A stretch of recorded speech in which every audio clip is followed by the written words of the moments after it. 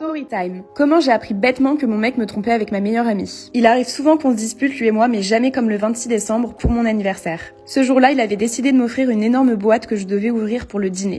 Trop impatiente, j'ai pas pu m'empêcher de fouiner quand il avait le dos tourné et il s'avère que dedans se trouvait une dizaine de bijoux de ta marque. Finalement, la dispute explose entre-temps, il récupère le cadeau sur la table sans savoir que j'avais jeté un œil dedans et rentre chez lui. Habituellement, on se réconcilie dans la foulée, mais là, c'était un peu différent. Il refusait de me parler, de me voir, bref, ça a duré tout un moment comme ça, et en le revoyant, il m'a juré avoir renvoyé mon cadeau sur le coup des nerfs. J'étais un peu déçue, mais bon, j'ai décidé de passer outre. Quelques jours après le début du conflit, je décide de voir ma meilleure amie pour lui en parler, mais je trouve tout de suite son attitude avec moi distante. Elle me regarde avec mépris et ses conseils ne semblent pas tout à fait être ceux d'une amie. Tout de suite, un détail m'interpelle lorsque je trouve à son cou, son poignet et ses doigts exactement les mêmes bijoux que mon copain devait m'offrir. Je deviens alors un peu parano sur le coup, mais je reviens vite à la raison, c'est impossible et ça ne peut être qu'une coïncidence. Je lui demande alors si elle a fait un peu de shopping récemment et elle me répond l'air gêné qu'il s'agit du nouveau mec qu'elle fréquente. Alors la storytime est déjà super longue et je ne sais même pas si elle vous intéresse, alors dites-moi en commentaire si c'est le cas et je vous ferai une partie 2 dans la journée.